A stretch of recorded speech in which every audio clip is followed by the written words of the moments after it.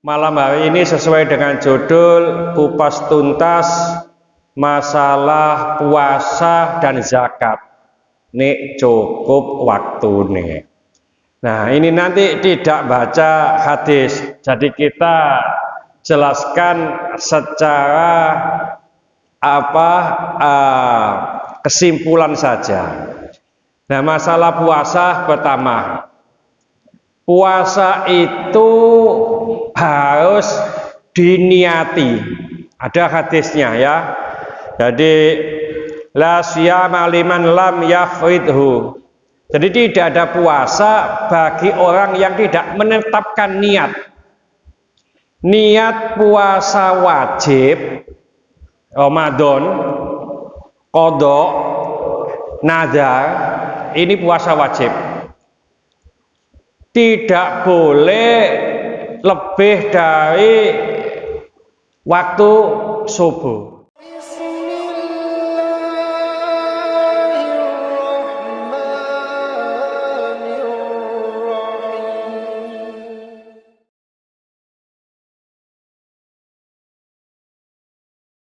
Assalamualaikum warahmatullahi wabarakatuh. Ila hadratin Nabiyil Mustafa sallallahu alaihi wasallam wa ila jami' ikhwanihi minal anbiya'i wal mursalin wal awliya wa syuhada was solihin was sahabati wat tabi'in wal ulama'i wal amilin wal musannifina wal mukhlisin wa ila jami'il mujahidin fi sabilil malaikati muqarrabin khususan ila sayyidina Syekh Abdul Qadir Jilani wa bil khusus Syekh Ibnu Hajar Al Asqalani. Al-Fatihah.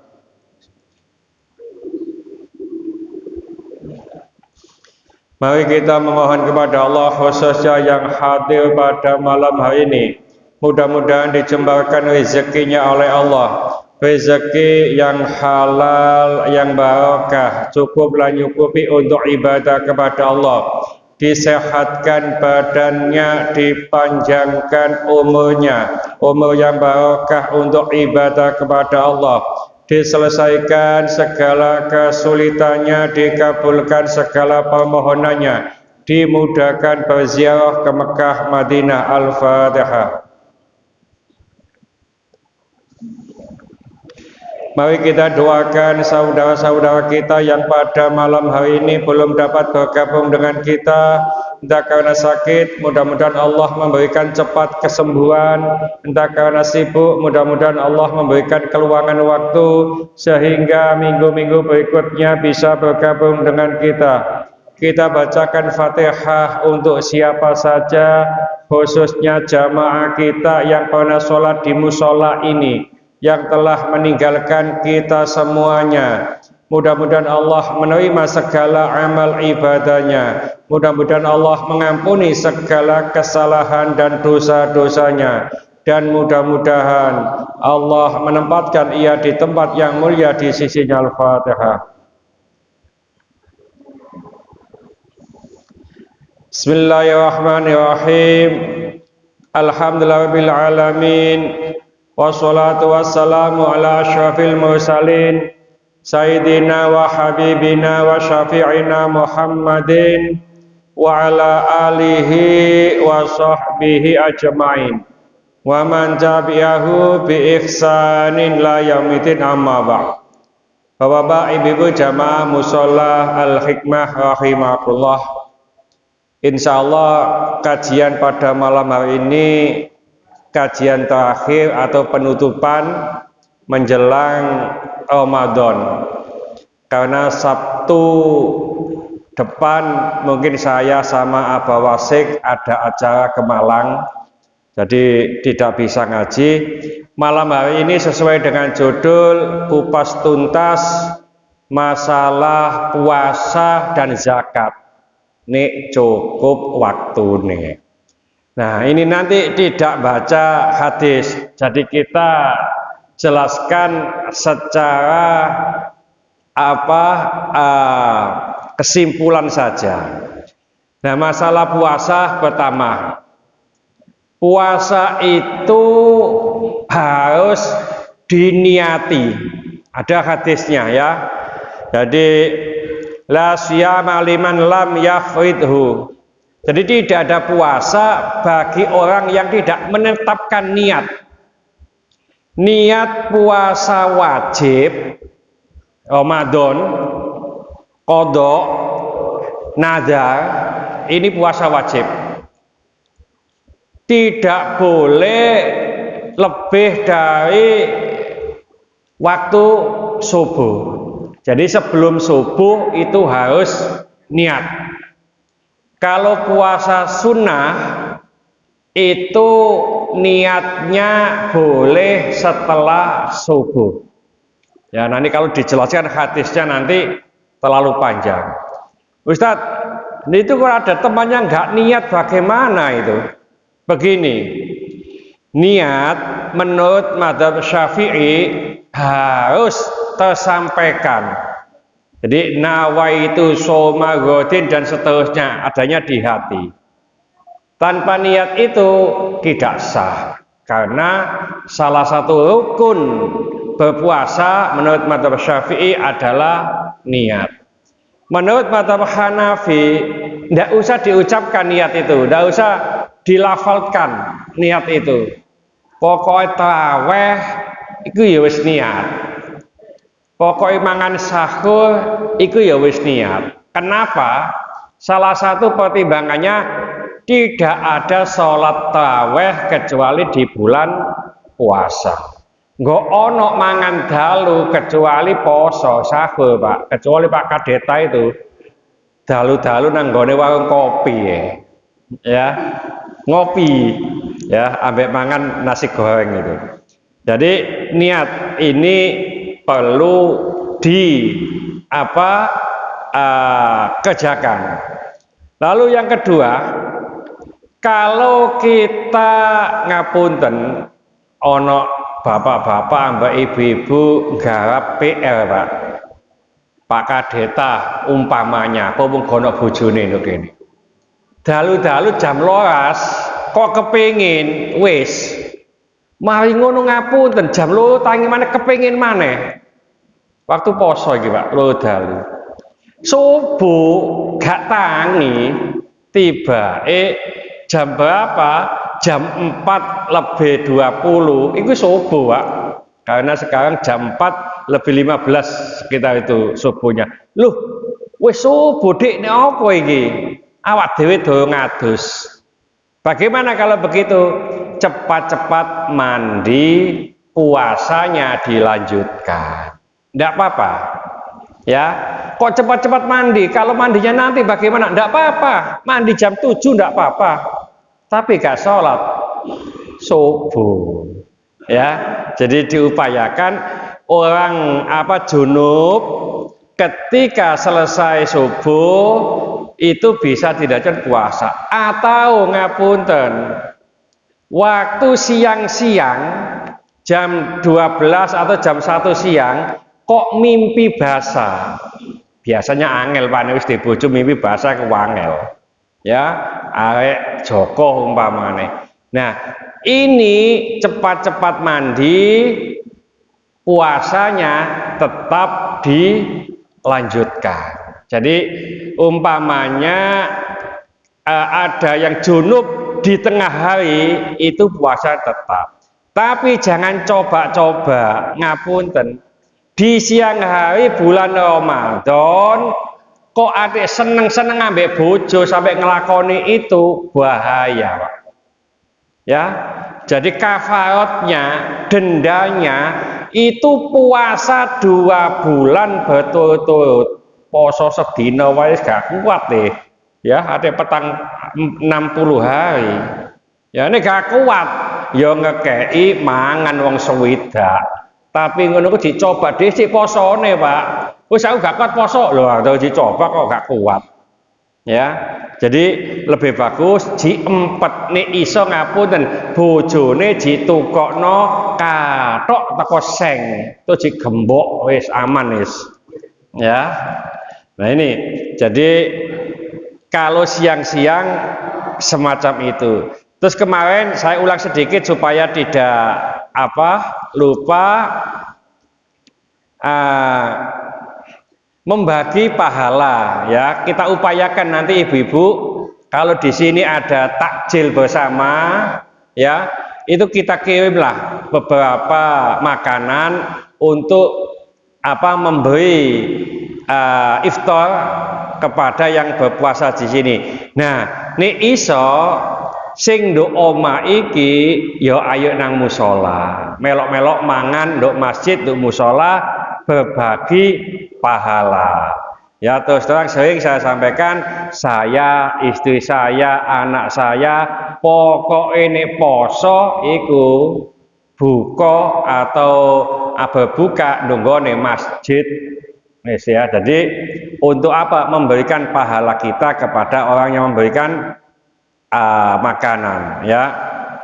Lalu kemarin sudah saya sampaikan, netesi mata, obat mata tidak membatalkan puasa.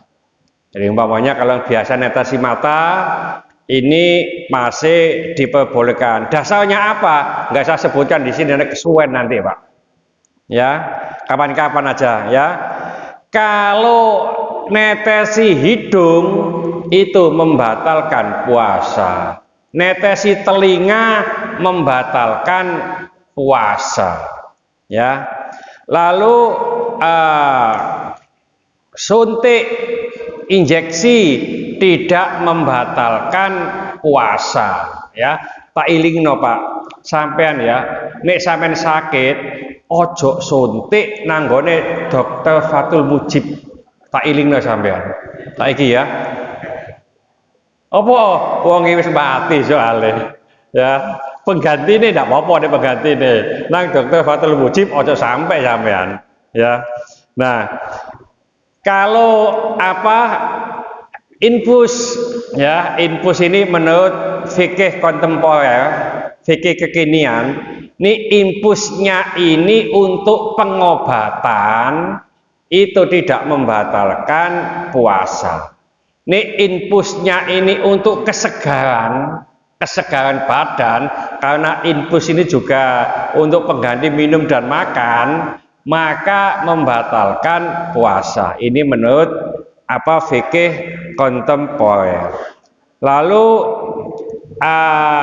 bekam ya, ada hadis yang mengatakan yang dibekam sama membekam itu puasanya batal. Ada hadis begitu. Tapi ada hadis lagi, Rasulullah Shallallahu Alaihi Wasallam berbekam saat ihram sama berpuasa. Ini hadisnya napa iki? Situ batal tapi Rasulullah ngelakoni. Begini, karena awal-awal ya Rasulullah menyampaikan itu membatalkan puasa karena berbekam, ditakutkan orang yang berbekam itu nanti nggak kuat Pak.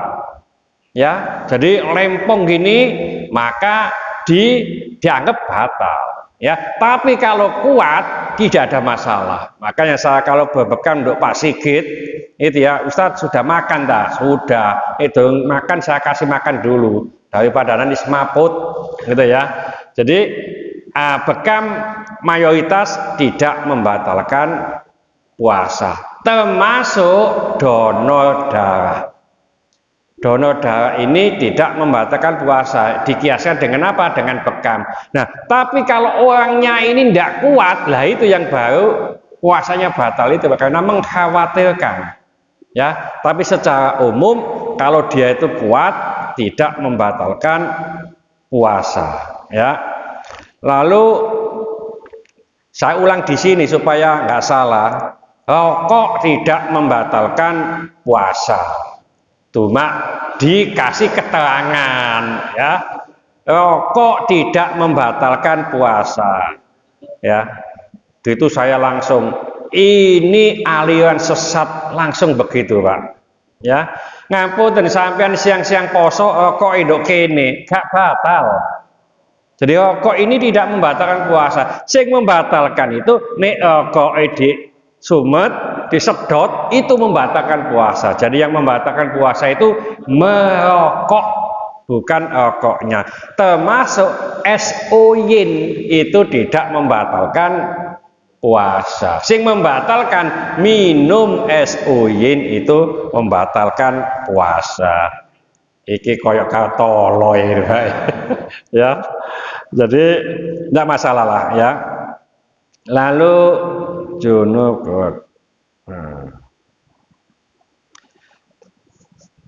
Terus ibu-ibu umpamanya tadi sudah ya saya sore tadi di masjid itu masalah kodok puasa sama fidyah. Anak kecil ya tidak puasa, tidak wajib mengkodok, tidak wajib bayar fidyah. Anak kecil yang belum balik ya. Nah kalau sudah balik tidak puasa wajib mengkodok, tapi tidak wajib bayar fidyah. Ibu-ibu yang haid ya itu kalau nggak puasa wajib mengkodok puasanya, tapi tidak wajib bayar fidyah. Ibu-ibu yang hamil dan menyusui, ketok wis tuwa-tuwa kono sing hamil mana iki ketoke ya. Ibu-ibu yang hamil dan menyusui, kalau ibu-ibu ini tidak puasa, lalu dia mengkhawatirkan dirinya atau mengkhawatirkan bayi dan dirinya, maka wajib mengkodok saja, tidak harus membayar fidyah. Saya ulangi, ibu-ibu hamil dan menyusui, kalau dia khawatir akan dirinya atau khawatir dirinya dan anak yang dikandung atau yang disusui, dua-duanya Pak ya, itu hanya wajib mengkodok. Tapi kalau ibu hamil atau menyusui khawatir kepada anaknya, mungkin kalau nanti saya puasa anak saya itu perkembangannya nggak bagus, atau air susu saya nggak keluar sehingga anak saya perkembangannya nggak bagus, maka selain mengkodok juga membayar fidyah. Jadi kalau hanya anaknya itu malah mengkodok sama membayar fidyah. Kalau disertakan dengan dirinya maka hanya mengkodok saja. Orang sakit panu ya, orang sakit itu wajib mengkodok puasanya kalau nggak puasa, kecuali kalau sakitnya ini dimungkinkan tidak bisa sembuh. Dokter mengatakan sampai niki sakitnya sudah tidak bisa sembuh, gampangan ini poso jelas gak kuat, entah itu emah akut, entah itu stroke dan seterusnya ya, karena puasa sudah gak kuat ya, terus penyakit ini dinyatakan oleh dokter tidak mungkin sembuh, maka orang yang demikian ini kalau nggak puasa tidak wajib mengkodok, tapi wajib membayar fidyah, hanya membayar fidyah. Termasuk orang tua, itu mbah yang di sana itu ya, itu umur berapa itulah Pak? 82 ya. Jadi kalau 87 atau 8 untuk enggak 81 Pak ya. Ya. Umpamanya bapak atau ibu yang sudah sepuh tidak kuat puasa, saiki gak kuat poso le. Meneh Pak Mario yo gak kuat poso, saya tetap gak kuat poso, maka tidak wajib mengkodok, tapi wajib membayar fidyah. Jadi wong tuwek sing gak poso, yang gak kuat selamanya hanya membayar fidyah. Malah ngapunten, ada sebagian ulama, tapi ini tidak dilakukan juga bolehlah. Orang tua itu disamakan dengan anak kecil, maka tidak wajib mengkodok, tidak wajib bayar fidyah. Ada ulama yang berpendapat begitu. Tapi sebaiknya lebih bagus membayar fidyah saja. Orang gila, kalau gilanya ini ipok-ipok, ipok-ipok ya. Jadi wis aku tak gendeng aja gak poso umpamane. Maka wajib membayar kodok. Jadi mengkodok puasa. Nek gilanya itu gak sungguhan, Pak. Kalau gila sungguhan, ya, ini tidak wajib mengkodok, tidak wajib membayar fidyah. Umpamanya ini gila, Pak, tidak wajib berpuasa, ya. Jadi ini termasuk orang nifas. Orang nifas itu baru melahirkan itu loh, Pak, ya. Itu sama dengan orang yang haid, ya, hanya wajib mengkodok tapi tidak wajib bayar fidyah, ya. Ini masalah. Nah, Pak Kadeta nanti yang di mana tadi, apakah yang termasuk gila tadi? Nah itu, kalau gilanya sungguhan nggak usah mengkodok, nggak usah bayar fidyah. Tapi koyoi gila-gilaan, ya, Ustaz saya itu gila. Gila apa? Gila sama cewek yang di sana itu loh. Lah itu enggak masuk. Gila yang semacam itu. Ya. Itu gila cinta itu, ya. Jadi ada pertanyaan mungkin sedikit. Ya, monggo. Saat puasa itu kan kita disunahkan untuk mengerjakan berbuka dan menganjurkan untuk makan sahur. Ya. Yang jadi masalah sekarang ini, setiap orang juga sudah bisa tahu saatnya kapan berbuka, kapan makan sahur, atau saatnya. Yang jadi masalah itu misalnya kalau setelan yang di masjid-masjid yang di sekitar kita ini beda, nyiasatinya kemana? Kadang-kadang ada yang tidak ada di luar, di TV gimana? Terus di media kita misalnya mungkin beda-beda setelan saja. Yang pertama, kemudian yang kedua, mungkin saat kecil dulu kan yang saya ingat itu waktu puasa itu awalnya istilahnya menjelang subuh, aslinya saat matahari berbenam. Tapi sekarang mungkin perkembangan zaman kan memang ada jeda ada imsak itu. Tapi ya tadi kembali lagi istilahnya kalau ada setelan waktunya sama yang beda gitu, ada yang splitter. Jadi ada pertanyaan begini, menyegerakan iftar atau berbuka itu sunnah, mengakhirkan sahur itu juga sunnah, ya.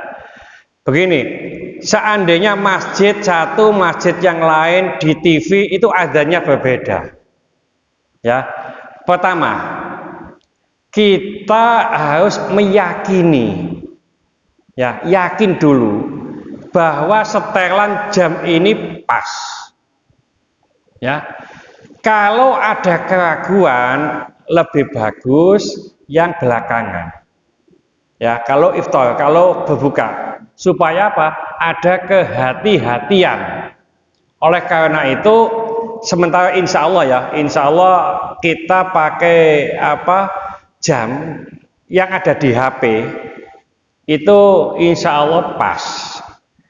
Karena yang jual jam Maukutah itu menggunakan standar jam HP, gitu loh.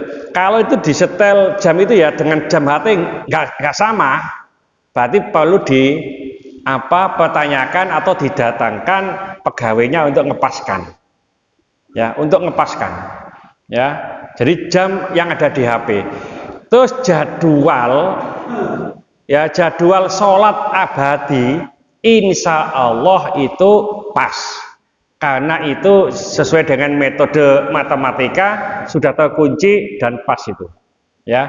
Jadi untuk jam sholat itu pas. Oleh karena itu kalau memang yakin ya apa-apa sudah, kono kok durung adzan, lho ini yakin ini pas ini, berarti kono ku telat men, ya. Apa sing adzan tiba mangan dhisik sak piring ambek kolek situ ku entekno, gak adzan, Pak. Ya. Jadi kalau memang ini ragu, sebaiknya ikut yang belakangan. Ya. Kalau untuk apa? untuk iftar. Kalau untuk apa subuh, delek sing dhisik. Ya, artinya apa? Engko delek sing kawi, nah wis subuh repot. Nah, batas waktu makan sahur itu mayoritas ulama adalah waktu subuh. Imsak itu kehati-hatian. Ya, jadi imsak itu masih boleh sahur, tapi itu masih kehati-hatian. Seandainya kita itu biasanya bangunnya jam 2:30, jam 3, atau sekarang jam 4 lah, paling lama. Nah, kok pas bangun nggak tahu, terus kita itu apa makan, ya kurang 3 sendok, tiba wis adzan Pak, dilanjutkan saja, ya. Jadi kalau hanya kurang 3 sendok, sudah adzan, karena kita bangunnya nggak sengaja, ya, nggak ngerti waktu. Bu, ibu, mangan kurang 3 sendok, itu apa adzan, dilanjutkan. Tapi ojo ngene, Bu, jarene ustaze gak apa-apa, geno kopi sisan, Bu. Loh, geno kopi, ya.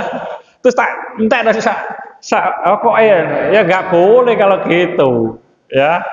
Jadi kita upayakan. Jadi kalau sudah gitu, ya dimakan apa adanya itu, jangan ada jalur kopi barang, ya. Terus kedua, ya tadi itu Pak ya, jadi pilih yang terakhir kalau memang kita ragu-ragu. Siang-siang kelupaan makan, monggo ya, puasanya tetap dilanjutkan. Jadi umpamanya ngapun biasane itu kan puasa pertama, ya ngono nggone kulkas ana jus. Kan mari sholat subuh biasa tuh Pak, tangi jam 7:30, ngelak ngombe langsung ndak apa-apa, ya.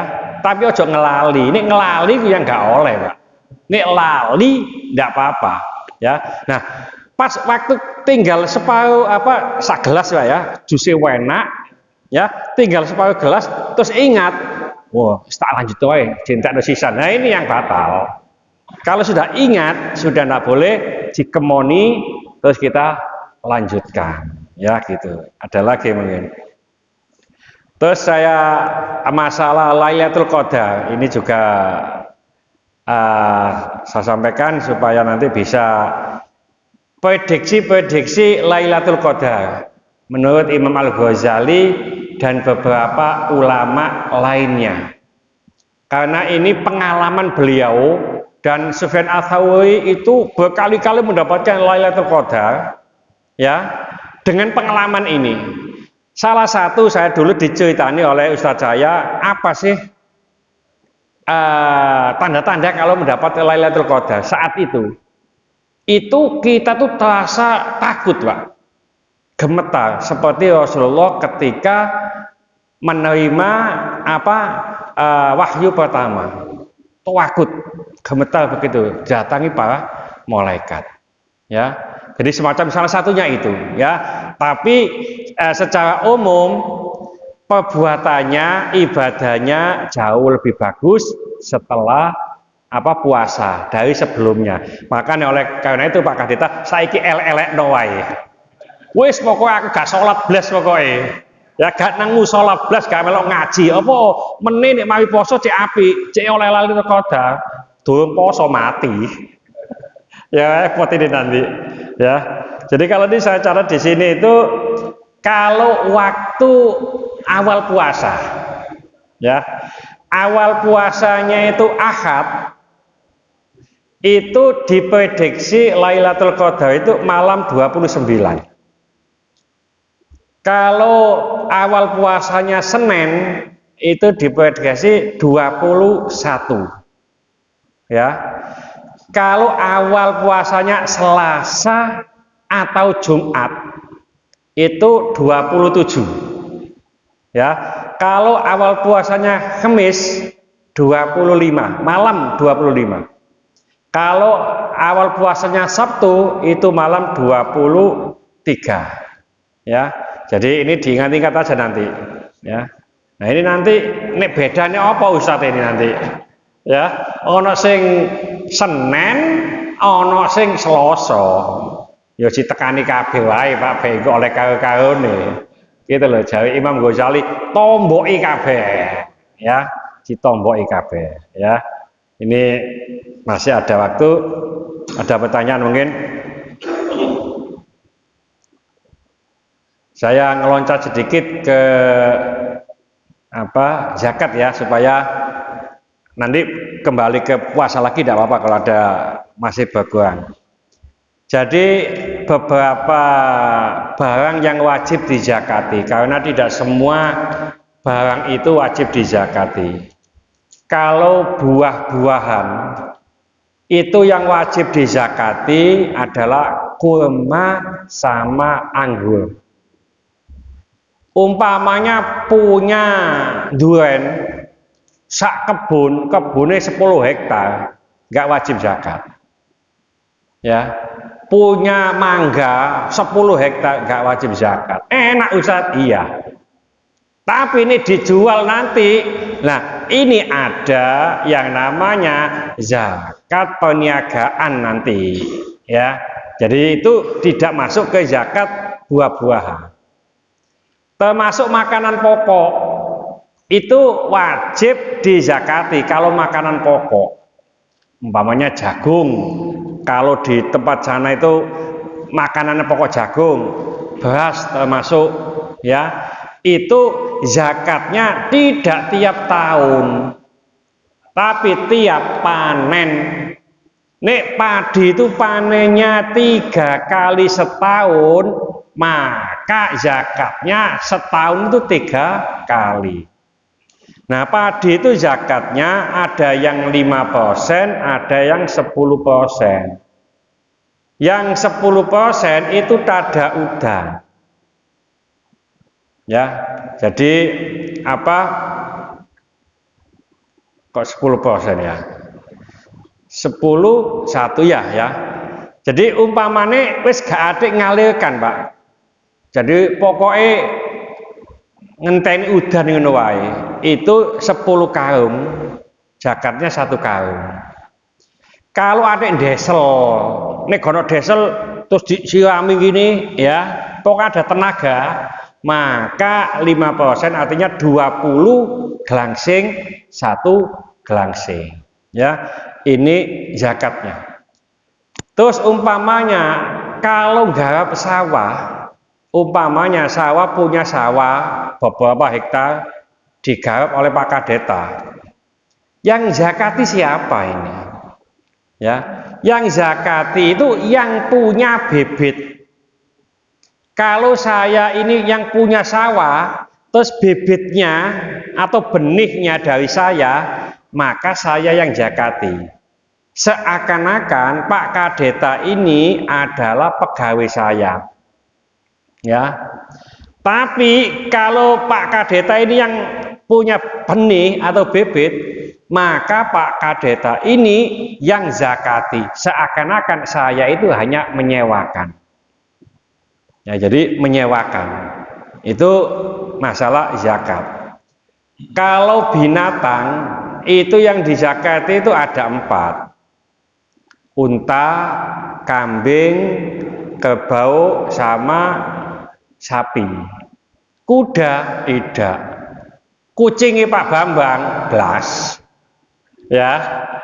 Terus ayam tidak, masih punya ribuan. Nah, hewan yang dizakati itu hewan yang digembalakan.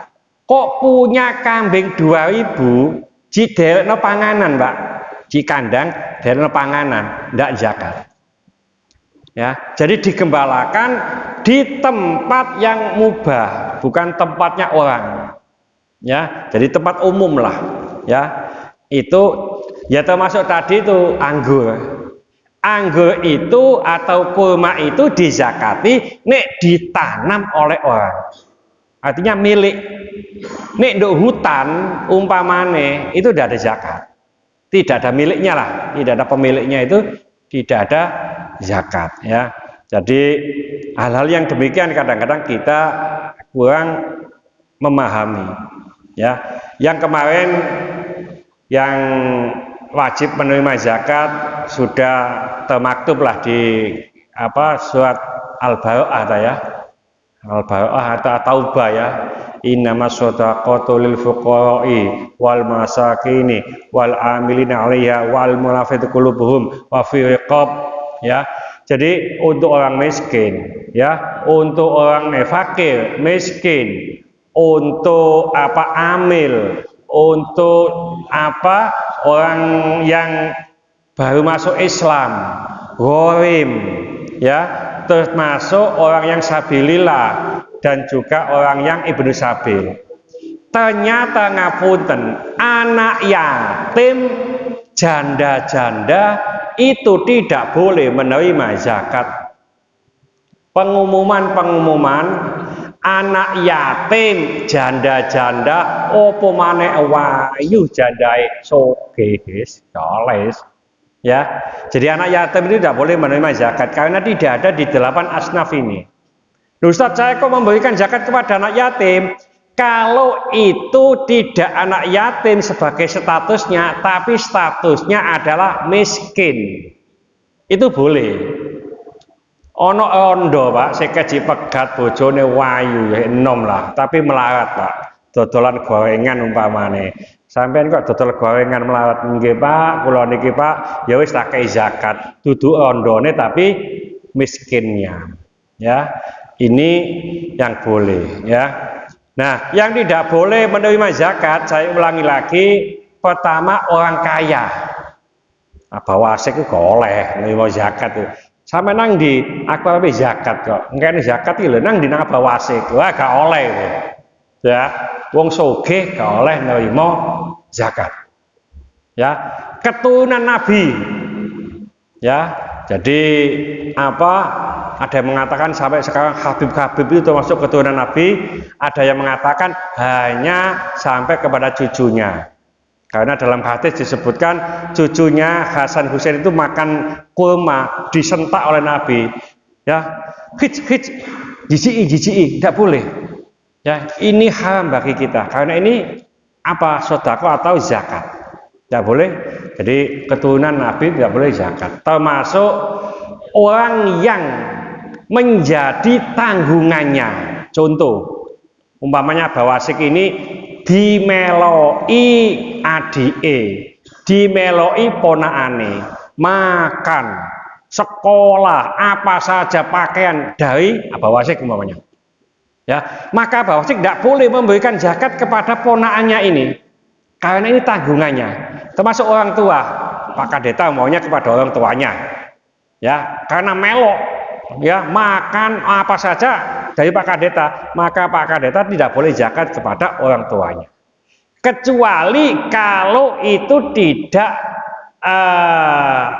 status miskin, tapi statusnya umpamanya gharim karena punya hutang banyak, itu boleh. Atau statusnya amil, dia pengumpul zakat, itu boleh. Jadi bukan statusnya miskin tadi, kalau itu sebagai tanggungan.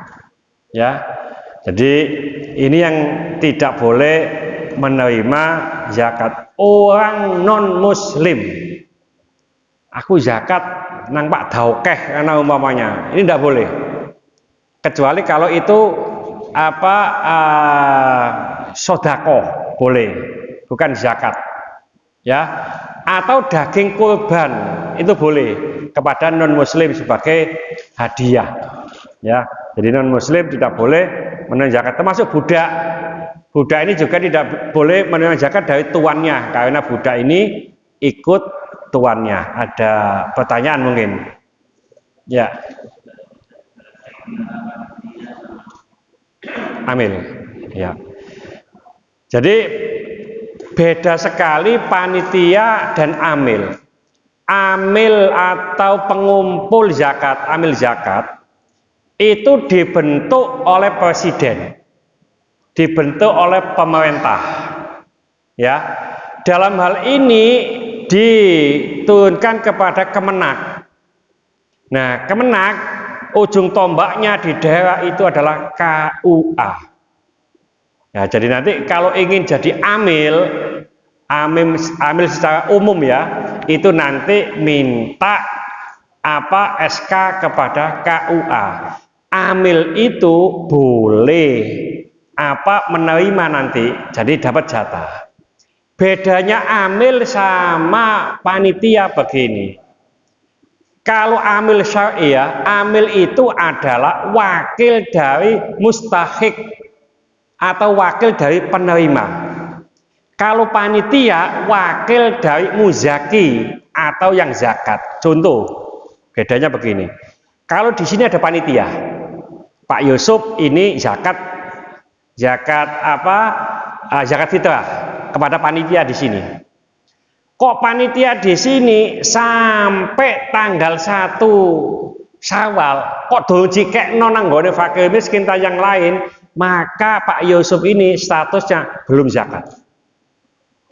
Karena panitia ini wakilnya Pak Yusuf, panitia itu kok dojikekno sampai tanggal 1 ya. Ini maka belum zakat.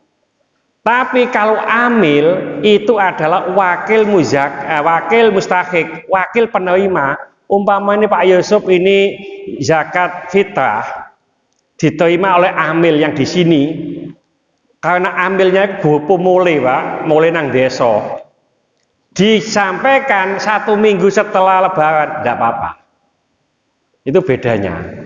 Nah, amil ini punya kewajiban ya, yaitu ada laporan kepada pemerintah, diterima apa saja, berapa, terus diberikan kepada siapa saja, berapa, itu ada laporannya secara berkala. Itu amil. Kalau panitia tidak ada. Nah, sementara ini yang sebagai organisasi kemasyarakatan itu yang terkenal ada 2, yaitu Lazisnu dan Lazismu. Jadi Lazis Nahdlatul Ulama dan Lazis Muhammadiyah.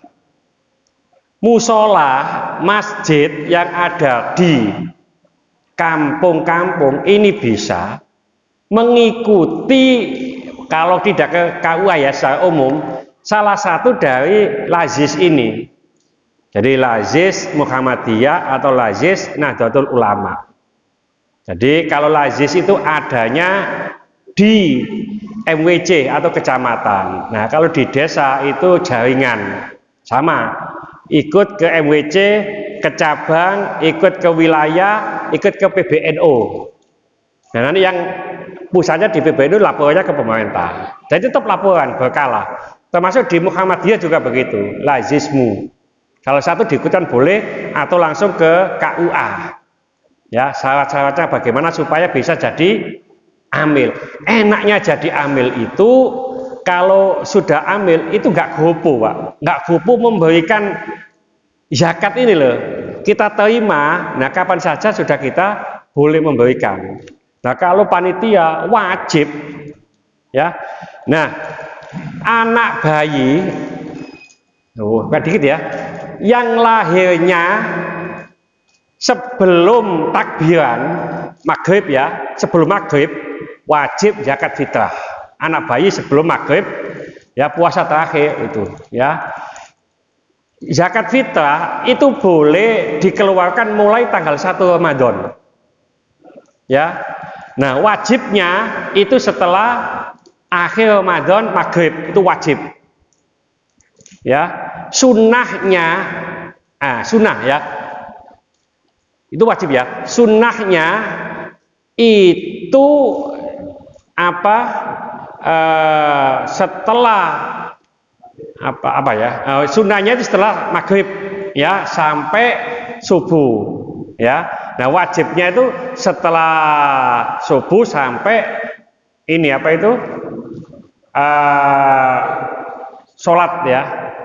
Kalau sampai tanggal 1 maghrib itu makruh, masih boleh. Mari sholat, bayar zakat fitrah itu masih boleh tapi makruh.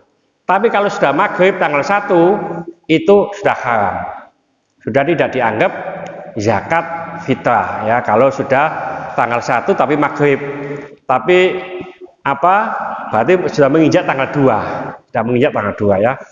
Sebenarnya masih banyak ini ya, tadi agak gopo ini ya, karena waktunya habis. Mudah-mudahan nggak salah lah ya. Mudah-mudahan sedikit ini dibarengi hidayah oleh Allah Subhanahu wa taala. Mudah-mudahan segala hajat kita dikabulkan Allah, segala kesulitan kita dibantu oleh Allah. Mudah-mudahan anak kita menjadi anak soleh solehah, taat kepada Allah, patuh dan nurut kepada kedua orang tua. Dalam kasih keturunan, mudah-mudahan Allah memberikan keturunan yang soleh solehah.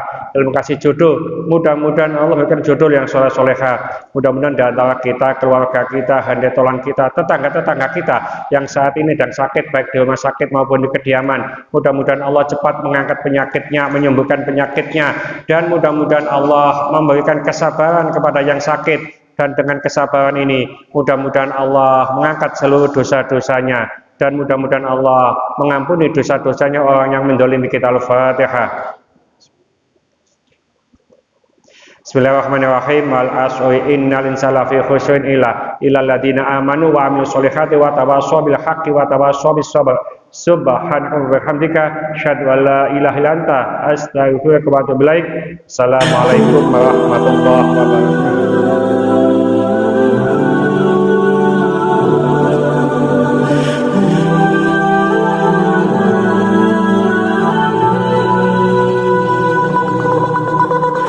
Thank you.